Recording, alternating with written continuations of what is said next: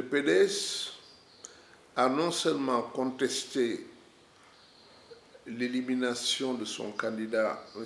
Karim Wade, mais a accusé 2 juges de corruption. Exact. Prenons d'abord le premier point, l'élimination de Karim Wade. Peut-être parmi les candidats qui ont été éliminés, celui dont l'élimination est absolument incontestable, c'est M. Karim Wade. Parce que c'est lui-même qui a fourni la preuve qu'au moment où il déclarait sa candidature et disant qu'il est exclusivement de nationalité sénégalaise, oui, qu'à ce moment-là, il mentait. Oui. Oui. Et c'est lui qui en a donné la preuve en donnant cette pièce fournie par le Premier ministre français. Absolument. Par conséquent, l'élimination de Karim Wade est l'élimination la plus normale de toutes les éliminations.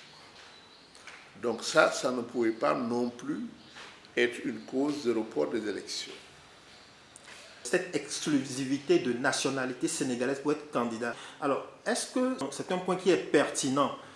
Si les personnes sont nées d'un parent sénégalais et d'un autre parent étranger, et que la nationalité lui a été transmise par la filiation et non pas par la naturalisation, est-ce qu'il faut qu'il renonce s'il aspire à être président? Quelle est la pertinence? La pertinence, c'est que lorsqu'on est chef d'un État, on ne peut pas avoir une autre allégeance. Voilà la pertinence. Vous êtes chef d'un État, chef suprême d'un État, chef des armées, ayant l'autorité de la politique gouvernementale, décidant presque de tout pour une nation. Vous ne pouvez pas avoir une autre allégeance en dehors de cette nation.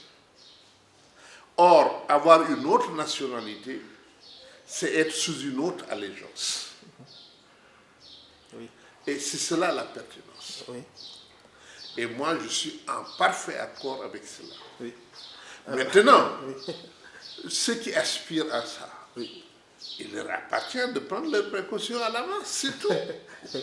Si vous aspirez à devenir chef d'État, oui, vous prenez la précaution de renoncer à cette nationalité pour essayer de devenir chef d'État. Donc vous renoncez à une partie de vous pour être vous. Mais vous êtes un citoyen, ou bien restez un citoyen comme tous les autres, n'aspirez pas à être président de la République. Oui. Restez un citoyen, parce qu'on ne vous dénie pas de rester un citoyen comme un autre. Oui, oui. Maintenant, porter des accusations de corruption contre les juges. Combien de fois, dans ce Sénégal, les juges, et en particulier les juges du Conseil constitutionnel, ont été soupçonnés par des politiciens de corruption? Combien de fois? Toutes les décisions qui sont prises, y compris la décision de permettre à Macky de ne pas réduire son mandat à l'époque, oui, ils ont été accusés de corruption. Donc ce n'était pas la première fois. Oui. Mais on peut aller même plus loin. Dans certains cas, lorsqu'on a accusé ces juges de corruption, quelle a été la réaction du pouvoir? M. Diomaye Faye a été arrêté pour discrédit jeté sur les institutions et notamment sur le Conseil constitutionnel. Donc si on prenait la réaction du pouvoir jusqu'ici, oui, face à de telles accusations, ce qu'on pouvait attendre d'eux, c'est qu'ils arrêtent les dirigeants du PDS. Absolument. Oui, normalement. Vous traitez tout le parce monde que c'était ça leur comportement habituel. Oui.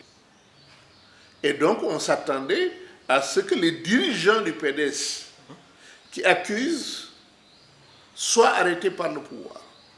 Mais cela n'a pas été fait. Mais il y a pire. Comment, sur la base de présomption, on peut prendre une décision aussi grave? C'est-à-dire, non seulement le PDS n'a fourni aucune preuve à l'appui de ces accusations, jusqu'ici, personne au Sénégal ne peut dire voilà la preuve fournie par le PDS. Jusqu'au moment où on parle. Oui. Personne ne le sait. Mais, en plus, même s'ils avaient donné des preuves que ces juges-là soient corrompus, ce n'est pas une raison, ça n'a rien à voir avec le processus électoral. Ces juges-là, ces deux juges pouvaient être suspendus et le Conseil constitutionnel continuait à jouer son rôle, sa mission, comme d'habitude, puisqu'on a eu un précédent à la matière. Par conséquent, cette histoire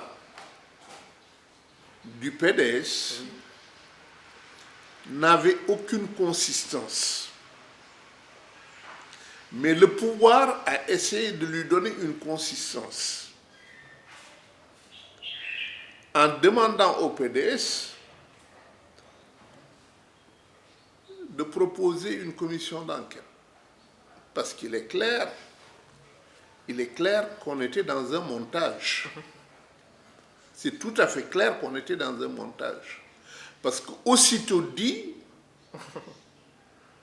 le pouvoir s'est saisi de ça en demandant à sa majorité d'appuyer le PDS en tant que parti d'opposition dans sa démarche et de mettre en cause le Conseil constitutionnel. Donc c'est le pouvoir qui a décidé de mettre en cause le Conseil constitutionnel. Et d'ailleurs, lors du vote, ils ont expulsé Manu Militari, les députés de l'opposition. Oui, on n'en est pas là encore. On n'en est pas encore là. On en est à la proposition de loi. Et cette proposition de loi, le pouvoir s'en est saisi en demandant à sa majorité de l'appuyer. Mais aussitôt mis en place cette commission d'enquête, on a oublié tout cela. On a oublié. Pratiquement, il n'y a plus de commission d'enquête, on n'en parle plus aujourd'hui. Parce que ça ne devait servir que de prétexte pour dire qu'il y a une crise institutionnelle. Et dès lors qu'on a dit qu'il y a une crise institutionnelle et qu'on l'a utilisé pour abroger le décret, ça n'avait plus de sens. On a aussitôt enchaîné maintenant sur la proposition de loi pour le report des élections après avoir abrogé le décret qui convoquait le corps électoral. Ouais. Donc, le montage est cousu de fil blanc. C'est le pouvoir qui, du début à la fin, a essayé de trouver des prétextes pour mettre en cause cette élection.